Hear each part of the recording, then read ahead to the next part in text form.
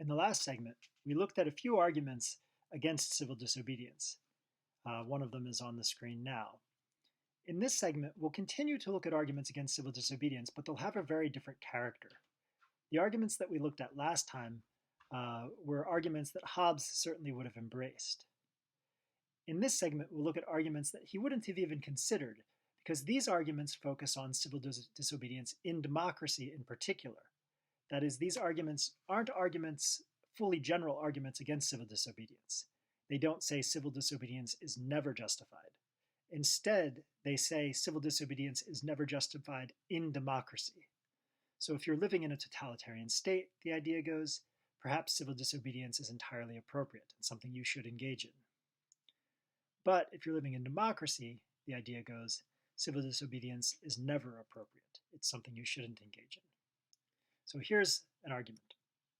In democracies, citizens make laws for themselves, maybe indirectly through representatives, but it's still ultimately the citizens who are empowered to make the laws.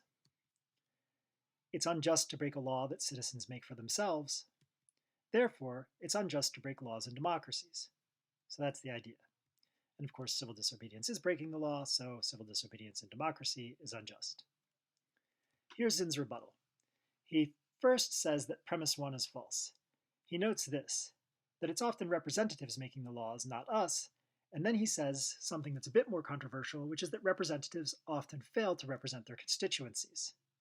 That is, a representative in, say, Iowa might support a law that gets passed by the federal government or a state government that is a law that, in fact, I don't support. And in fact, when that happens, the idea goes, I'm not making the law for myself. Or if you think, in some sense, I support any law that is made by a representative whom I support, you can point to the obvious fact that I may not support my representative. And in fact, I may support none of the representatives in the state government or the federal government, in which case there's no good sense, the idea goes, in which laws that they make are laws that I'm making for myself. Well, to support the claim that representatives often fail to represent their constituents, Zinn says this. The initial laws in our democracy were made almost exclusively by a small minority of citizens, and this small minority were almost all rich white men. And their interests were often different from the interests of most citizens. So you wouldn't predict that they would make laws that most citizens would make for themselves. And in fact, there were important divergences. So here's an example of an important divergence. Most of the initial lawmakers sought political democracy, and many believed, correctly in my view, that their constituents also wanted political democracy. But at the same time, many of the initial lawmakers sought to block laws that would support economic equality and create laws instead that would protect economic inequality. Many of these initial lawmakers believing, again in my view probably correctly, that their constituents wanted exactly the opposite. Well, maybe I should give an example here to make this clear. When our country was being founded, that is when the United States was being founded, there was a strong push from the public at large for agrarian reform. What is agrarian reform? Well, we were basically living in a feudal society where a small minority of landowners owned the vast majority of the land, and the majority of the population was working the land for basically subsistence. They could keep some of the food that they farmed, enough to get by, and giving the rest to the small minority of landowners who would then sell it and use the profits to enhance their own wealth. Well, the people who had worked the land, and many of whom had fought as soldiers in the Revolutionary War, didn't really like this arrangement. So they wanted what they called agrarian reform, where they would start owning the land that they were actually working. So the land would be redistributed so that those who were working the land owned the land. Early lawmakers recognized this. They knew that this was a very common view among those working the land, and yet they put in place laws that would prevent exactly that. So they went against what they knew their constituents wanted. Now, this might sound really selfish. You don't need to interpret it that way. It may well be, as many of these early lawmakers said, that they thought it would be a disaster to have agrarian reform because they thought that if they turned over ownership of the land to the people working the land, they would also, thereby turn over management of the land to the people working the land. And these people weren't competent to manage the land. That is, they would mismanage the land so badly that their yields would be greatly reduced and we'd all be worse off. We wouldn't even be able to feed the people that we had.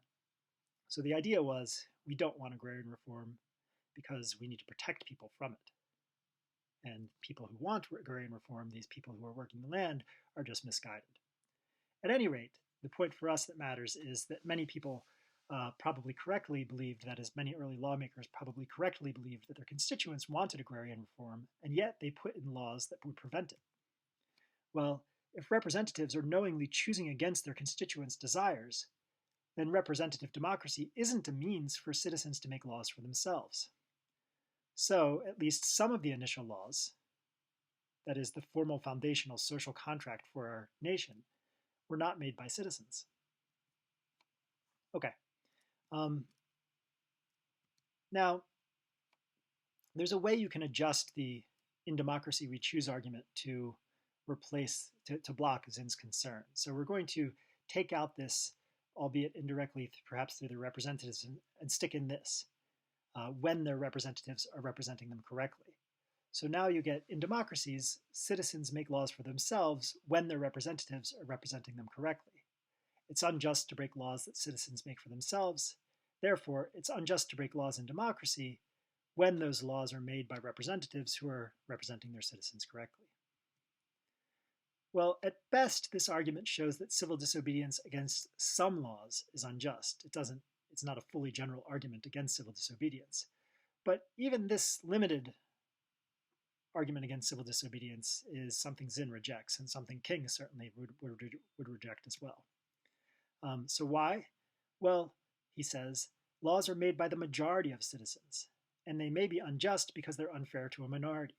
That is, imagine you live in a place, so imagine you're in Alabama in the 1950s, and the early 1950s, and a majority of citizens, let's say 51%, I don't know what the actual percentages are, but let's just say 51% are white, and they vote for candidates who support segregation. Well, in that case, according to one, this law would be made by the citizens, and therefore it would be unjust to protest segregation. But Zinn thinks it would be just to protest segregation precisely because laws made by a majority can be unjust because they oppress a minority. Okay, here's the next argument dealing in democracy. This is what we might call the democracy is neutral argument. Premise 1, in democracies, the laws are the same for everyone. Premise 2, if the laws are the same for everyone, then it's unjust to break them. Therefore, it's unjust to break laws in democracies. The next argument is called the democracy is neutral argument, and it goes like this. In democracies, the laws are the same for everyone. If the laws are the same for everyone, then it's unjust to break them. Therefore, it's unjust to break laws in democracies. So the idea here is, if the law is treating everyone the same, then in some sense the laws must be fair, and therefore it's unjust to break them. Zinn rejects this argument as well. He denies that one is in fact true, that the laws are the same for everyone. So he notes cases where high-level government officials are often either pardoned for alleged crimes or not prosecuted for alleged crimes, or they pay small penalties for severe crimes, while minor ordinary citizens are prosecuted severely. So he gives an example. He says that Ford pardoned Nixon for any crimes that he committed or may have taken part in, when if you or I had committed similar crimes, we would have been prosecuted and punished severely. There's a journalist, Matt Taibbi, who for a time would, on any day when some large corporate crime was punished in a way that he thought wasn't severe, he would go down to local courthouses wherever he was living and try and find the most disproportionate punishment he could. So, for example, he would pair a day when a large bank would be given some small fine for laundering money for Al Qaeda, for example. And then on the same day, he would find a case where someone for minor marijuana possession was given, a $500 fine and 2 months in prison. And he would use this to point out that there's different treatment under the law for different people. This phenomenon, Zinn says, extends to high-level folk in the financial industry who recently have been considered too big to prosecute. So this is this isn't Zinn talking now, but I'm pointing this out. Under Eric Holder's time as Attorney General, when Barack Obama was president, he said that some corporations are too big to prosecute. And Holder's idea was this: there are some corporations whose functioning is so central to society that if you do something to disrupt their functioning, you're undermining society. And therefore, he said, even if these corporations have committed crimes, perhaps serious crimes, we as a society are better off not prosecuting them. Now, if you or I had committed comparable crimes, of course we should be prosecuted, because punishing me or punishing you won't seriously disrupt society. And this is an example of differential treatment under the law. The idea used to support this extension is this: though these folk may have committed crimes, often serious crimes, prosecuting them would be too disruptive to the financial order, so we shouldn't prosecute them. Okay, I already said that. More broadly, Zinn notes that your ability to pay for lawyers affects your chances of being prosecuted, convicted if prosecuted, and punished severely if convicted, and people have different amounts of money. He also could have noted that people who can't afford lawyers are easier to bully with threats of prosecution or civil suits. This is well established. Jim Crow laws are another obvious case in which the laws aren't the same for everyone. These were laws introduced after slavery was abolished. On their face, they looked like they were the same for everyone, but they were designed to deny black people rights. So here's a classic example of a Jim Crow law. Right after slavery, some southern states passed laws that said you can vote only if your father voted. Well, that law doesn't say anything about being a former slave, but of course it has the effect that no former slave can vote.